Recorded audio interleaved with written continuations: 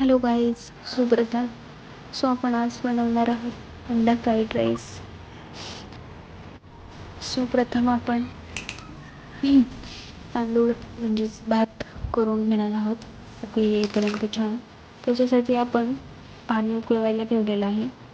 पाणी मस्त उकळल्यानंतर आपण त्याच्यात टाकणार आहोत थोडंसं इलायची, लवंग आणि जिरे मोहरी.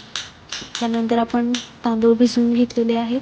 भिजवलेले तांदूळ आपण उकळत्या पाण्यात टाकणार आहोत. पाणी उकळल्यानंतर मस्त तांदूळ टाकले की आपण 70 ते 80% तांदूळ शिजवून घेणार आहोत.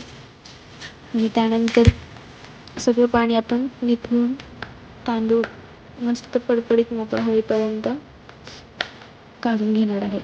त्याच्यानंतर आपण तेल तापवायला ठेवणार आहोत. त्याच्यानंतर आपण भाज्या चिरून घेतलेल्या आहेत. कांदा, टोमॅटो, आपण बटाटा पण चिरलेला आहे. त्यासोबत आपण कोबी सुद्धा चिरलेला आहे थोडासा. तर प्रथम आपण कांदा परतून घेऊया. तेल टाकलेलं आहे. कांदा परतला की त्याच्यात आपण इतरही भाज्या टाकूयात. चवीसाठी मी याच्यामध्ये लाल ढोबळी मिरची सुद्धा टाकलेली आहे. तुम्हीही टाकू शकता. या सर्व भाज्या मस्त वाफेवर परतून घ्यायच्या आहे. भाज्या परतल्यानंतर त्याच तेलात आपल्याला एक अंड फोडून घ्यायचं आहे. अंड फोडून मस्त ते परतून घ्यायचे आहेत सगळ्या भाज्या.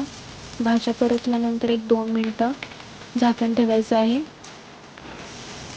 2 मिनटांनी झाकण काढून तांदूळ आपल्याला मिक्स करायचं आहे. त्याच्यामध्ये बासमती राईस वापरलेला आहे. मस्त सगळं एकजीव करून घ्या आणि शिजेपर्यंत एक मस्त वाफ येईपर्यंत 1 ते 2 मिनटं झाकून ठेवून द्या. अशी मस्त आपली रेसिपी तयार होईल. अंडा फ्राईड राईस एकट्यासाठी किंवा 2 जणांसाठी तुम्ही बनवून खाऊ शकता. अगदी सोप्या आणि साध्या घरगुती पद्धतीने. लाईक करा. थँक्यू.